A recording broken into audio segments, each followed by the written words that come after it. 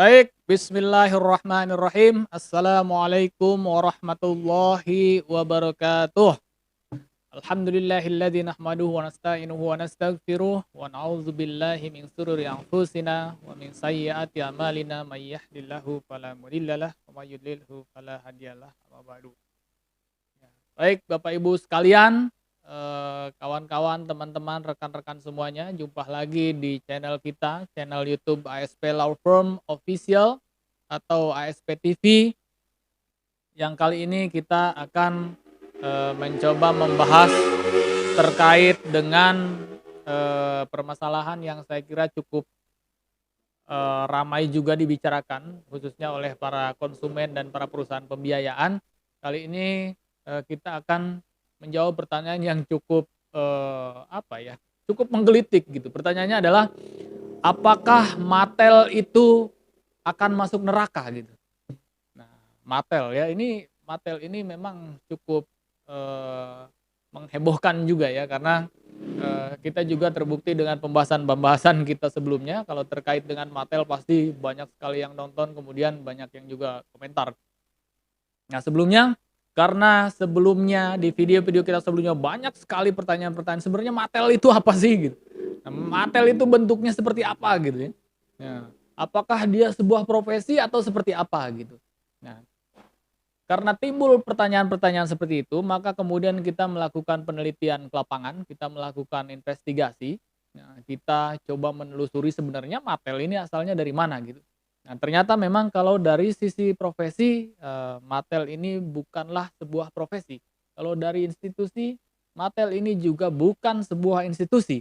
Nah, Mattel ini ternyata awalnya merupakan sebuah sebutan kepada teman-teman yang berprofesi sebagai eee, pemberi jasa penarikan gitu ya.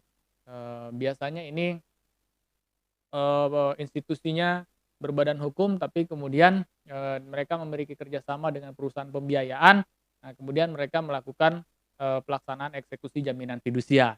Nah, kenapa kemudian kok disebutnya Mattel gitu? Ternyata awalnya itu ada sebuah aplikasi mata elang gitu ya. Mattel itu ternyata kepanjangannya adalah mata elang gitu. Di mana aplikasi tersebut bisa mendeteksi kendaraan-kendaraan bermotor yang memang menunggak gitu, atau belum menjalankan kewajibannya membayar cicilan kepada perusahaan pembiayaan.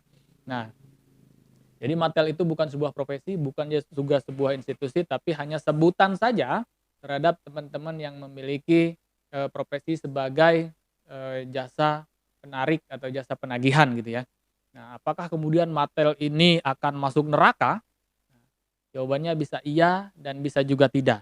Bisa iya ketika misalkan dia menjalankan profesinya tidak sesuai dengan peraturan perundang-undangan. Contoh, misalkan ketika melakukan penarikan itu disertai dengan kekerasan. Nah, misalkan si konsumen yang belum bayar cicilannya itu dikejar di tol, misalkan kemudian setelah itu dipepet ke pinggir, kemudian orangnya dipukuli, dihabisi, setelah itu misalkan mobilnya dibawa. Nah, mungkin bisa saja itu masuk neraka. Tapi ada juga Mattel-Mattel yang menurut saya akan masuk surga gitu. Itu Mattel yang seperti apa ya? Tentunya Mattel yang baik, kemudian yang menjalankan profesinya sesuai dengan peraturan perundang-undangan. Nah, karena memang eee, dari sisi utang piutang memang kita juga sebagai sesama muslim mempunyai kewajiban untuk saling mengingatkan. Nah, Mattel ini bagi saya mereka sebenarnya tujuannya positif. Mereka tujuannya mengingatkan kita untuk menyelesaikan urusan-urusan kita di dunia. Karena urusan utang piutang ini adalah urusan hablum minan nas, sehingga kemudian tidak akan selesai di akhirat nanti ketika kita tidak menyelesaikan di dunia. Nah, bahkan ketika misalkan seorang konsumen dia sebenarnya mampu tapi dia tidak mau membayar cicilan gitu, dengan berbagai alasan, dengan mencari celah-celah hukum gitu, kemudian dia tidak mau membayar. Nah, saya kira itu nanti akan memberatkan kita di akhirat gitu.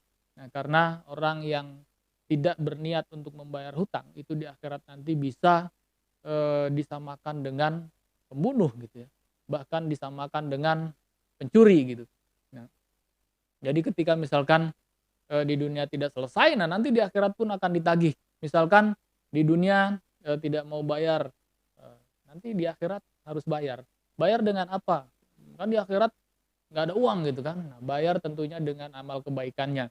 Nah, ketika misalkan kita di dunia hanya punya amal kebaikannya sedikit, nah ternyata kita punya banyak utang yang tidak diselesaikan selama di dunia, nah maka nanti amal-amal kita yang akan diambil untuk membayar utang-utang kita kepada pihak lain. Nah, eee, ya, terus kemudian, eee, ya jadi saya kira kalau matelnya dia baik, kemudian dia menjalankan profesinya sesuai dengan aturan perundang-undangan, ya bisa saja masuk surga. Contoh misalkan ketika dia mendapatkan surat kuasa penarikan, nah dia mendatangi rumahnya, rumah si konsumen, kemudian ngobrol baik-baik si konsumen, apakah mau menyerahkan unit atau mau datang sendiri ke kantor gitu. Nah, kira-kira seperti apa? Nah, kalau ternyata si konsumennya, "Oh ya udah Pak, saya daripada nanti hutang banyak di akhirat mendingan saya kembalikan aja unitnya." Nah itu, saya kira matelnya bisa membawa, profesi dia sebagai, jasa penarikan bisa membawa dia ke surga gitu, saya kira seperti itu. Nah, meskipun misalkan si matel ini, menemui seorang konsumen di jalan misalkan, tapi dia tetap baik-baik, misalkan, menyampaikan bahwa ini nunggak, dia dapat surat kuasa penarikan, menunjukkan ID card-nya misalkan, kemudian menunjukkan, sertifikat jaminan fidusia. Nah, terus kemudian, ditanyakan kepada konsumennya apakah mau menyerahkan secara baik-baik atau mau seperti apa, atau misalkan dibawa ke kantor gitu. Nah, bagi saya selama, matel ini atau eksternal ini, dia, melakukan penarikan, tidak dengan kekerasan, nah itu boleh-boleh saja, apalagi ketika misalkan unitnya diserahkan secara sukarela. Nah, banyak sekali pertanyaan di komentar YouTube kita juga yang sering menyebutkan, "Oh nggak mungkin ada konsumen yang menyerahkan secara sukarela," gitu ya, "rata-rata semuanya juga nggak mau menyerahkan," dan sebagainya. Nah, saya bisa buktikan bahwa ada, beberapa orang yang memang menyerahkan unitnya secara sukarela. Contohnya seperti apa? Contohnya misalkan, saya juga pernah mendapatkan beberapa surat kuasa dari perusahaan pembiayaan untuk kemudian, melakukan penarikan. Nah, yang saya lakukan adalah saya mengirimkan somasi terlebih dahulu, bahkan kita sebelum somasi, kita, masuk ke yang soft dulu, kita berikan undangan undangan mediasi dan klarifikasi. Nah, kalau ternyata undangan mediasi dan klarifikasi ini juga tidak diindahkan, tidak mau datang, tidak mau mencari jalan penyelesaian yang solutif gitu, maka kemudian tahapan selanjutnya kita somasi. Mulai dari somasi pertama, somasi kedua, sampai somasi ketiga.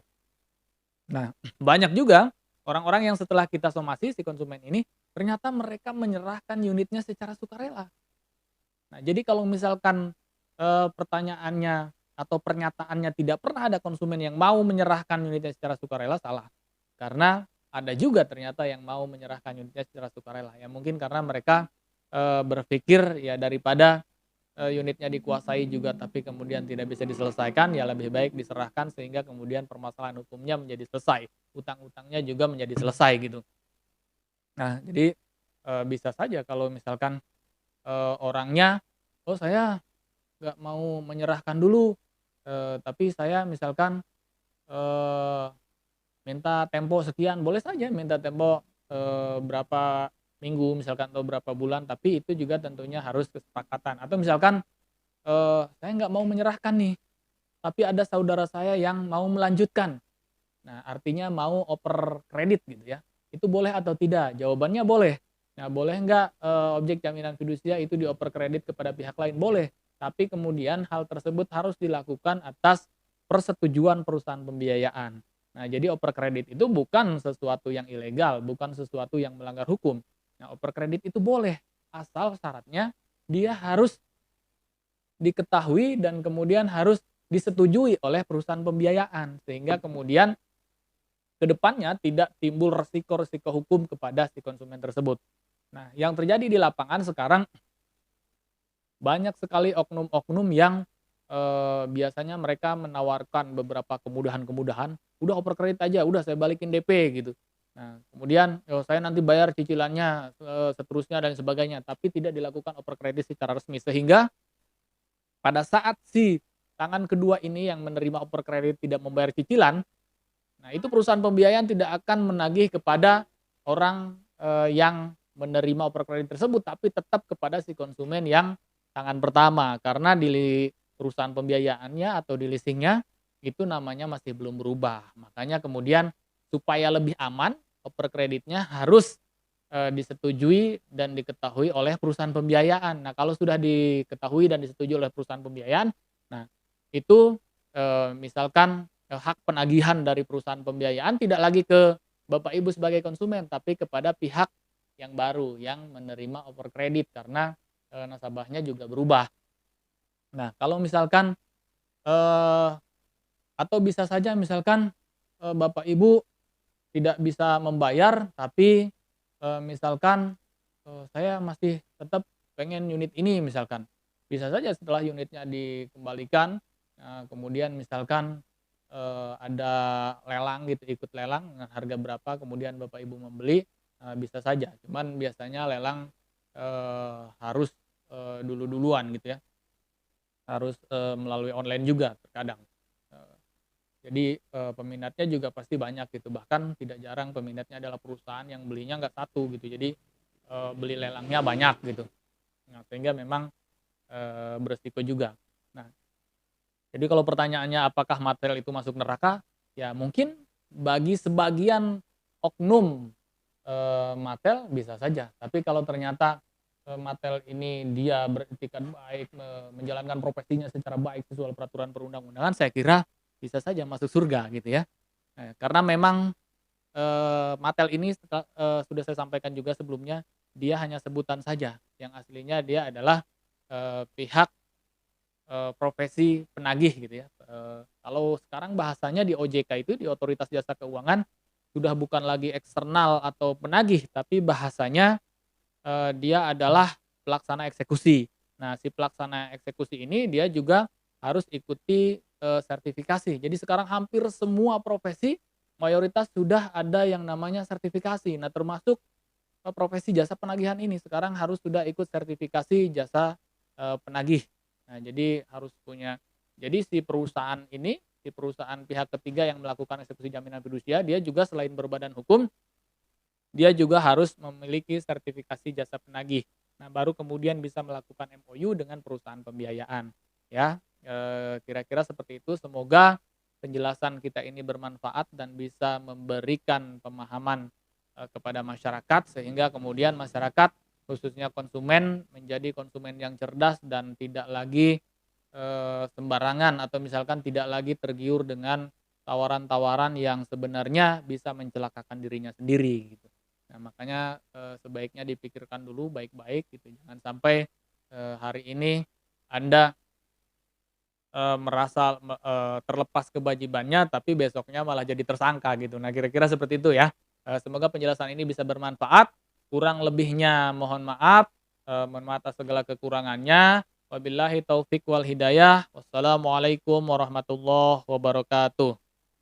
AS Melopon, Ayo Hukum, Jauhi Hukuman.